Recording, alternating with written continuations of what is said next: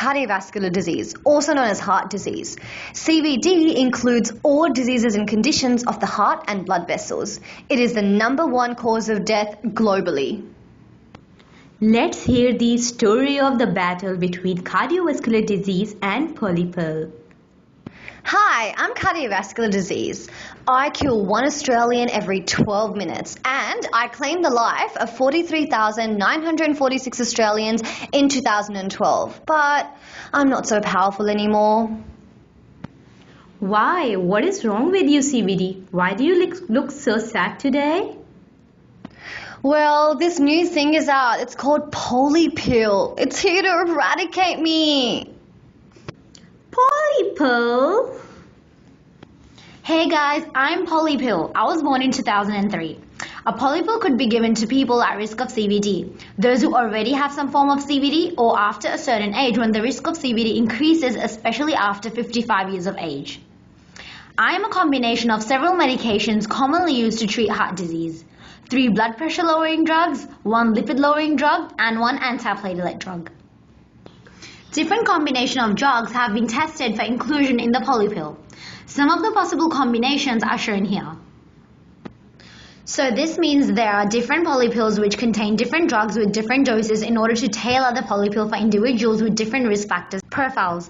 Now I will show you the most common polypill combination. The first drug included is aspirin. The dose can range from 50 to 100 milligrams. Some side effects include increased bleeding time and hypersensitivity reactions. It inhibits the enzyme cyclooxygenase 1, which inhibits platelet aggregation. The second drug includes simvastatin, a lipid-lowering agent. Simvastatin inhibits 3-hydroxy-3-methyl-glutarol coenzyme A reductase. So this leads to decrease in bad cholesterol and increase in good cholesterol. Third drug, atenolol, is a beta blocker. Side effects include bradycardia, hypertension, and dizziness. Atenolol inhibits adrenaline from binding to beta-1 adrenergic receptors, which results in decreased blood pressure and heart rate. Ramipril, an angiotensin-converting enzyme inhibitor, is included in the range of 5 to 40 milligrams. It inhibits angiotensin-converting enzyme, leading to lowered blood pressure. The last drug is hydrochlorothiazide. Thiazides inhibit the sodium chloride transport in the distal convoluted tubule, which leads to lowered blood pressure. Oh my god, you are so cool. Why should I bother with exercise and healthy eating when I have a pill to protect me?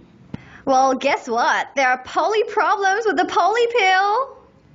The polypill should not be considered in isolation, but as an integral part of a comprehensive CVD prevention strategy that includes efforts to reduce tobacco use, increase physical activity, and increase consumption of healthy diets. And oh my god, do you know 1 in 6 people taking the polypill have reported side effects? These include memory loss, dizziness, fatigue, hepatitis, and gout. If a person taking the polypill has side effects, it may be difficult to determine which drug in the polypill has caused this side effect. And if one drug causes a side effect, the patient would lose the benefits of the other components in the polypill. Moreover, complex pharmacodynamic and pharmacokinetic testing will be required for the polypill to demonstrate that the component drugs involved are biocompatible with each other. This has to be done to ensure that the drug combinations are safe to use and will not cause any adverse reactions in the patients. And there's more. Patients with comorbidities such as HIV and asthma have to take multiple medications.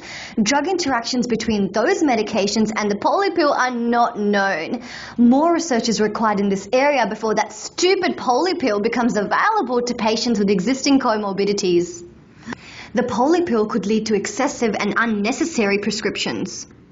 And there's no data from large-scale clinical trials. Clinical trials are still ongoing, indicating that widespread polypill use is years away before it's actually approved. More clinical trials have to be conducted to prove the safety and efficacy of that polypill.